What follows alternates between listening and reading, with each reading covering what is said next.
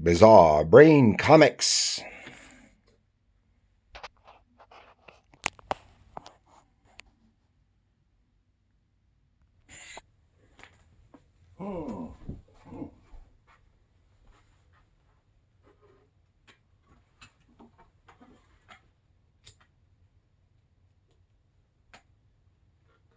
Hello, Gary here for Bizarre Brain Comics. We would like to take a look at some older comics, break down the stories and art, take a look at them as a literature and art. Okay, today I want to take a look at this. This is Limited Collectors Edition from DC Comics. Shazam, the original Captain Marvel. Of course, this is the tabloid-sized comic book. It's a big sucker. This is from, what was it, 1976? 1974.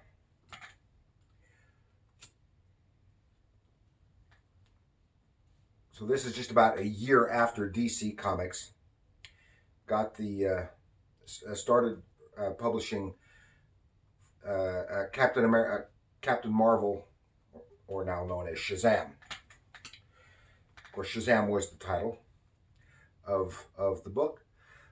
They could not use the title of Captain Marvel because Marvel Comics had already acquired that copyright after Fawcett had let it lapse. But they did have the rights to the character name, and then after a long legal battle between Marvel and DC said, just keep Captain Marvel, the name, and we'll just call him Shazam. So he's no longer referred to as Shazam. But these are old stories reprinted from the Fawcett comics from the 40s and 50s. And the story we're going to look at today is from 1951. And it is Shazam battles Savannah's voodoo curse. And this is drawn by Pete Costanza, and there's no credit for the writer. So we don't know. I covered the origin, the first Captain Marvel story from Wiz Comics. Number 2 from it was 1940, I think it was.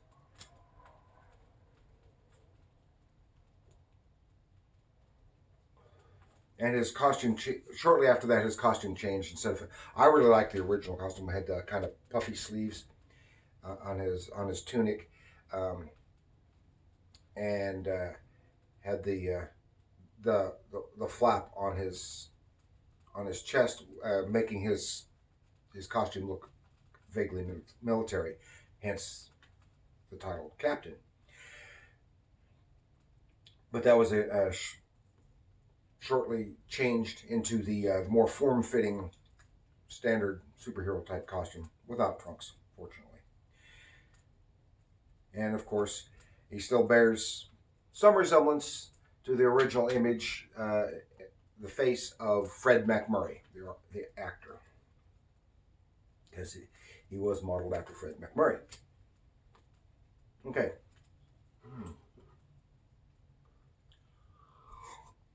Let's take a look into the big book of knowledge. I'll give you a little background on Pete Costanza.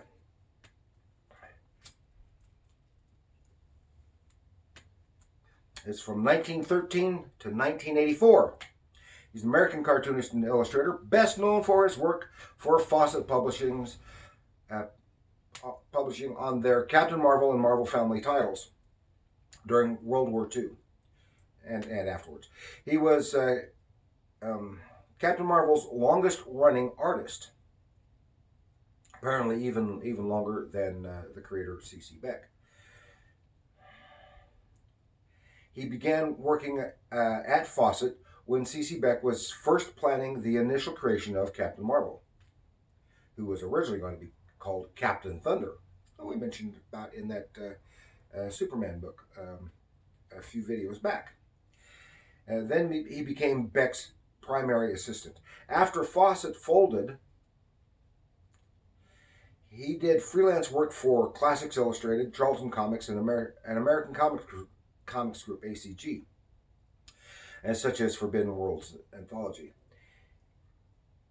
In the 60s, he succeeded Kurt Swan on the DC's Jimmy Olsen title, and doing additional bits on other titles until his stroke-induced retirement in 1971. So anything with Pete Costanza on Captain Marvel would be a reprint from the Fawcett days.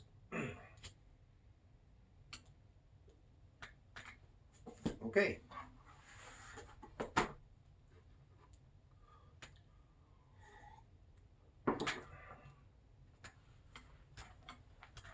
Let's go take a look at Shazam.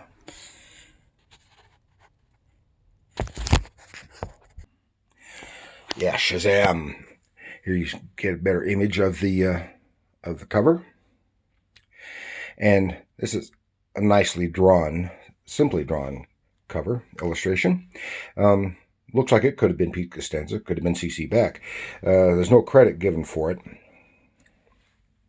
so it's hard to tell. Whoever did it obviously did it in the C.C. Beck style. It's kind of cute, especially during the Fawcett years and then the early DC years. It was kind of tongue-in-cheek,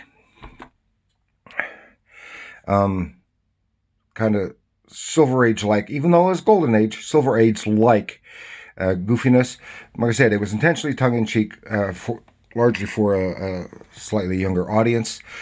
And it was indeed a conceptual swipe of Superman. But in the during the 40s, Captain Marvel and Shazam actually outsold Superman. They had the long legal battle between DC and Fawcett over copyright infringement, and eventually, since sales were dropping in the early 50s, Fawcett just completely dropped it entirely and folded shop, and let it go. They paid off DC without admitting fault, and then, of course, about 20 years later, DC acquired the rights from the remnants of Fawcett, and then eventually acquired the character outright. And of course, they had a legal battle with Marvel Comics over the name, and they just decided to go with Shazam, as I said. Okay, now let's take a little look here. Inside front cover, a nice frontispiece. That looks like could really be a Pete Costanza. Could also be C.C. Beck. It's hard to tell. Drawing could have just been a repurpose of an old Fawcett illustration, which seems likely since everything else in here is from Fawcett. And this is Shazam, the original Captain Marvel. Notice use of the term original, because Marvel's Captain Marvel was just an excuse to use the Marvel name. Battles Savannah's Voodoo Curse. And of course we have a nice little splash panel here, which gives a slight indication. Here's Dr. Savannah. I wanted to use this because of Dr. Savannah. He is Shazam's primary villain, although there are several other big villains he comes up against, sometimes in conjunction with Savannah. But Savannah was his original and primary villain, not unlike Lex Luthor, who may have been inspired by Savannah himself, because Savannah was really the original bald mad scientist. And here, the story begins with a clang of prison bars, as once again, I'll just call him Shazam here, puts Dr. Savannah back in prison. But in the process, this makes no sense to me though, because a slight piece of fabric from his cape is caught in the door latch. And the captain just says, "Oh, forget about it. Keep him under heavy guard." That caused no harm, and really, realistically, that should not have happened. I mean, within the confines of their logic, because his costume and all accoutrement are supposed to be as impervious as he is.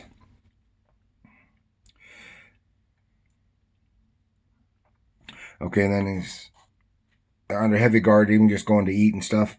And Savannah had gotten that old piece of fabric, and he studied stuff in the prison library on voodoo, and using the instructions there, he made himself a voodoo doll. And when he's in prison, I mean in court for his whatever his latest crime was, and Captain Marvel is one of the witnesses or prosecutors, however it goes. Savannah secretly uses that voodoo doll and pokes it with a needle. Now, it's supposed to, intentionally incapacitate the captain here with his with pain, but it doesn't work that way on Marvel Shazam. It's just an itch. So he realizes it's just an itch. So he incapacitates him with itches, and he itches all over the place. And in all the hubbub, Savannah sneaks away. Don't know how he would manage to get out. It's a really nice. It's got some nice panel-to-panel storytelling. Remember, this is all done kind of tongue-in-cheek, so the silliness is intended. It's a real nice figure on Marvel and the guards there. Notice, to emphasize what's going on with the figures, no background was included in this particular panel, when there is beautifully drawn background in all the other panels. The itching stops, and Savannah is gone. Meanwhile, Shazam takes after Savannah, spots him, and he's going to one of his secret hideouts, one of many he's got. And then he puts the voodoo doll in a super deep freeze and sets it for super cold. So here the hero is rushing in, just about to capture Savannah again, when suddenly he freezes solid. What? Holy moly! I can't move. I feel as if I'm frozen. Of course, the cold doesn't bother him, but he can't move. And Savannah tells him what happened, and then he proceeds to try to heap indignities on him, like kicking him in the butt. He's going to try to cut him apart, but he can't, because he's still impervious, even to this super hacksaw. And he can't hit him do anything with an axe. So, well, as long as he's frozen, I'm safe. So he just kind of puts him in a storage closet for a while. And it's we don't know how long it's been, but then at some time, nice way to show the blackout here, just the silhouette of Savannah. The power goes out. What the heck? It seems he had neglected to pay his power bill. So I said, "Oh my gosh, the deep freeze works on electricity too. The voodoo doll will thaw out. Shazam will come to life again. What'll I do?" And that's what happens. Shazam smashes through the door, but with just using candlelight, Savannah has come up with a plan. He's rigged up a fake little volcano. He's got the voodoo doll on a string, and makes him fly out to wherever the nearest erupting volcano is. Who knows where that is? And makes him fly right into it. Of course, with his powers, he is impervious to the heat of the lava and magma in the volcano. And pretty nicely drawn volcano here. It's a really nice flying figure there. It's some really nice crisp line work. nothing is overworked. Even the backgrounds, when he needs shading, there's shading. And there you see the shadow, cast shadow. But it's not overdone, not overworked. I wouldn't say not even in the billowing clouds from the erupting volcano. So then he's using it. He says, I also constructed a tiny voice box in the doll before. As the doll says a certain word, so will Captain Marvel. And the little doll says, Shazam! And he's Shazam there's, he feels the urge.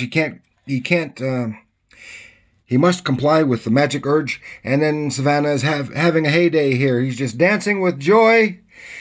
Because if he says the magic word Shazam, he turns back into Billy Batson, and Billy Batson will be destroyed in the heat of the volcano. But presently, smash! Here he comes back, smashing through the big window, and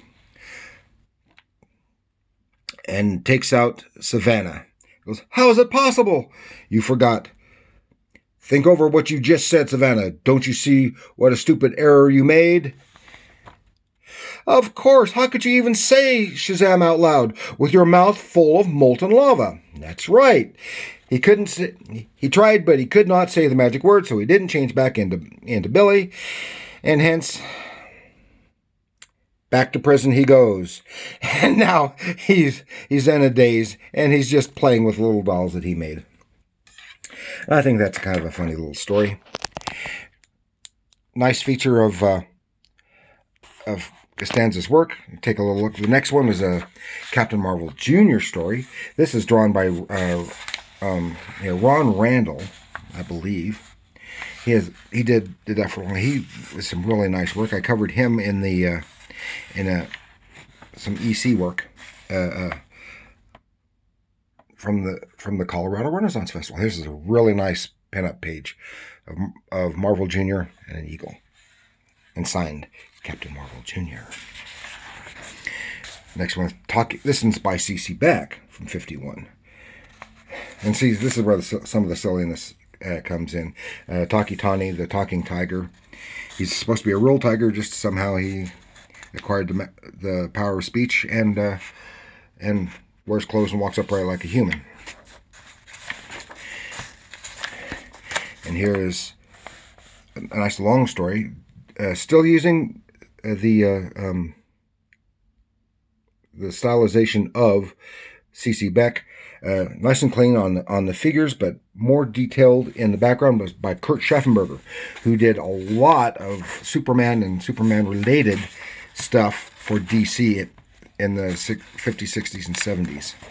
Another C.C. Beck story here with Father Time. Here you get a really, really good example of C.C. Beck's nice, clean, crisp work. It's a vast improvement over that very first Captain Marvel story from Wiz #2.